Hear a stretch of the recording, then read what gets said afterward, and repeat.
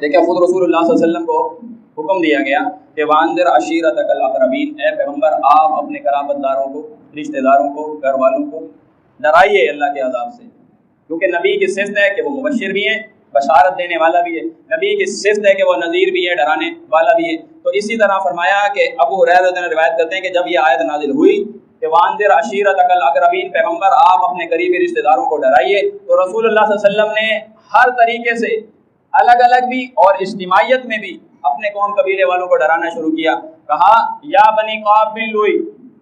یہ قبیلے کا نام، اے قعب بن لوئی قبیلے والوں، یا بنی مرہ بن قعب، اے مرہ بن قعب والوں، یا بنی عبد الشمس، پھر پکار لگا رہے ہیں، انہیں بلا رہے ہیں، دعوت ان کو سنا رہے ہیں، انہیں اللہ کے عذابات سے، گرفت سے جس سے وہ غافل ہیں ان کو بتا رہے ہیں۔ یا بنی عبد مناف،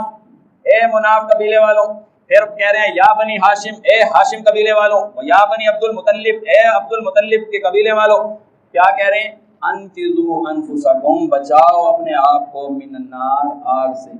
اپنے آپ کو جہنم کی آگ سے بچاؤ۔ انی لا املک لکم من اللہ شیئا،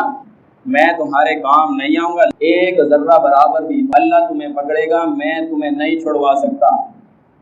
اللہ کی گرفت آئے گی، میں تمہیں نہیں چھڑا سکتا۔ ایسا نہ سمجھ لینا کہ اللہ کا پکڑا چھڑائے محمد، اور محمد کا پکڑا چھڑا کوئی نہیں سکتا، ایسا نہ،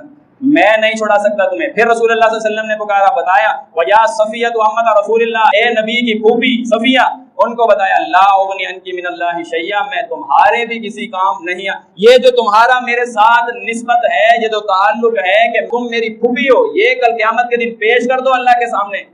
کہ میں نبی کی پھوپھی ہوں، اور اللہ تمہیں بخش دے گا، معاف کر دے گا، تمہارے قصوروں سے درگزر کر دے گا، میں تمہارے کسی کام آنے والا نہیں ہوں۔ یا ویا فاطمہ بنت محمد، اے محمد کی بیٹی فاطمہ صلی اللہ علیہ وسلم، فرمایا سلینی ما شئت من مالی، جو میرے مال میں سے تمہیں چاہیے وہ لے لو، لا اغنی عنک من اللہ شیئا، میں تمہیں اللہ کی گرفت سے، اللہ کی پکڑ سے نہیں بچا سکتا، اللہ تمہیں پکڑے گا تو میں تمہیں نہیں بچا سکتا، تو لہذا عمل کرو، اپنے آپ کو جہنم کی آگ سے بچاؤ، عقائد و نظریات اللہ کے دین کے مطابق کرو گے، اور انہی تقاضوں کے مطابق جو تقاضے شریعت کو مطلوب ہے